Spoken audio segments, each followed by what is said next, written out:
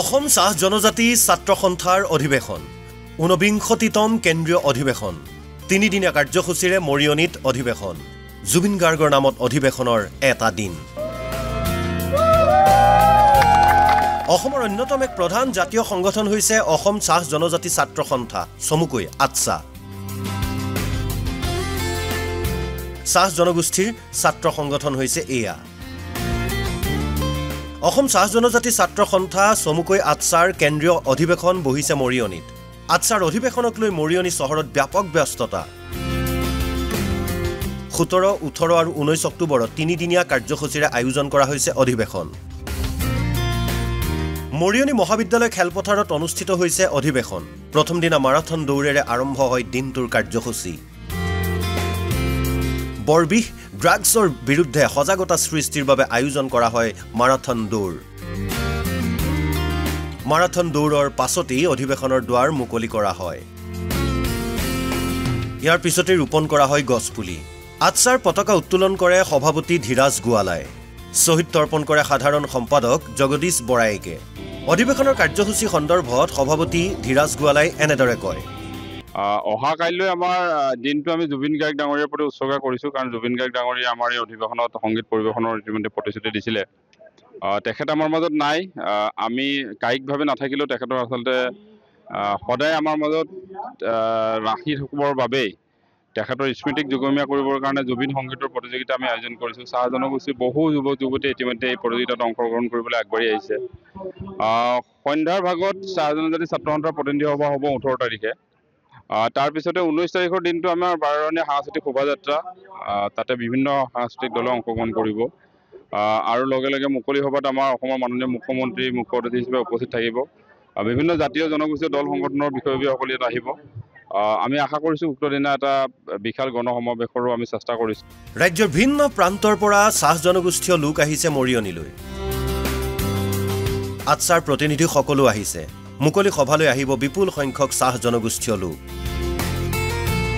ধ্বনিত হ'ব চাহ জনগোষ্ঠীৰ জাতীয় চেতনা অধিক শক্তিশালী হ'ব অসম চাহ জনজাতি ছাত্ৰ সন্থা সেই আশা সকলোৰে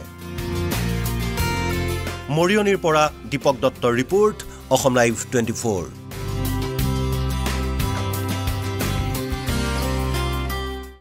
অসম চাহ জনজাতি ছাত্ৰ সন্থাৰ অধিৱেশন 49তম কেন্দ্ৰীয় অধিৱেশন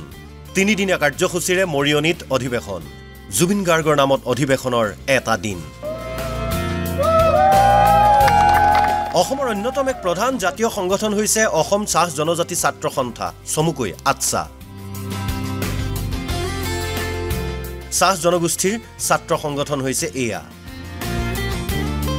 অসম চাহ জনজাতি ছাত্ৰ সন্থা চমুকৈ আটছাৰ কেন্দ্ৰীয় অধিৱেশন বহিছে মৰিয়নিত আটছাৰ অধিৱেশনক লৈ মৰিয়নি চহৰত ব্যাপক ব্যস্ততা 17, 18 আৰু 19 অক্টোবৰত 3 দিনীয়া কাৰ্যসূচীৰে আয়োজন কৰা হৈছে অধিৱেশন মৰিয়নি মহাবিদ্যালয় খেলপথাৰত অনুষ্ঠিত হৈছে অধিৱেশন প্ৰথম দিনা মাৰাথন দৌৰেৰে আৰম্ভ হয় দিনটোৰ কাৰ্যসূচী বৰবিহ ড্ৰাগছৰ বিৰুদ্ধে সজাগতা সৃষ্টিৰ বাবে আয়োজন কৰা হয় মাৰাথন দৌৰৰ পাছতেই অধিৱেশনৰ দুৱাৰ মুকলি কৰা হয় ইয়াৰ পিছতে ৰোপণ কৰা হয় গছপুলি আটছাৰ পতাকা উত্তোলন কৰে সভাপতি ধীৰাজ গোৱালাই শহীদ তৰ্পণ কৰে সাধাৰণ সম্পাদক জগদীশ বৰাইকে অধিৱেশনৰ কাৰ্যসূচী সন্দৰ্ভত সভাপতি ধীৰাজ গোৱালাই এনেদৰে কয় অহা কাইলৈ আমাৰ দিনটো আমি জুবিন গাৰ্গ ডাঙৰীয়াৰ প্ৰতি উৎসৰ্গা কৰিছোঁ কাৰণ জুবিন গাৰ্গ ডাঙৰীয়া আমাৰ এই অধিৱেশনত সংগীত পৰিৱেশনৰ ইতিমধ্যে প্ৰতিশ্ৰুতি দিছিলে তেখেত আমাৰ মাজত নাই আমি কায়িকভাৱে নাথাকিলেও তেখেতৰ আচলতে সদায় আমাৰ মাজত ৰাখি থাকিবৰ বাবে তেখেতৰ স্মৃতিক যুগমীয়া কৰিবৰ কাৰণে জুবিন সংগীতৰ প্ৰতিযোগিতা আমি আয়োজন কৰিছোঁ চাহ জনগোষ্ঠীৰ বহু যুৱক যুৱতী ইতিমধ্যে এই প্ৰতিযোগিতাত অংশগ্ৰহণ কৰিবলৈ আগবাঢ়ি আহিছে সন্ধ্যাৰ ভাগত চাহ জনজাতি ছাত্ৰ সন্থাৰ প্ৰতিনিধি সভা হ'ব 18 তাৰিখে তাৰ পিছতে 19 তাৰিখৰ দিনটো আমাৰ 12 সাংস্কৃতিক শোভাযাত্ৰা তাতে বিভিন্ন সাংস্কৃতিক দলে অংশগ্ৰহণ কৰিব আৰু লগে লগে মুকলি সভাত আমাৰ অসমৰ মাননীয় মুখ্যমন্ত্ৰী মুখ্য অতিথি হিচাপে উপস্থিত থাকিব বিভিন্ন জাতীয় জনগোষ্ঠীয় দল সংগঠনৰ বিষয়ববীয়াসকল ইয়াত আহিব আমি আশা কৰিছোঁ উক্ত দিনা এটা বিশাল গণসমাৱেশৰো আমি চেষ্টা কৰিছোঁ ৰাজ্যৰ ভিন্ন প্ৰান্তৰ পৰা চাহ জনগোষ্ঠীয় লোক আহিছে মৰিয়নিলৈ আটছাৰ প্ৰতিনিধি সকলো আহিছে মুকলি সভালৈ আহিব বিপুল সংখ্যক চাহ জনগোষ্ঠীয় লোক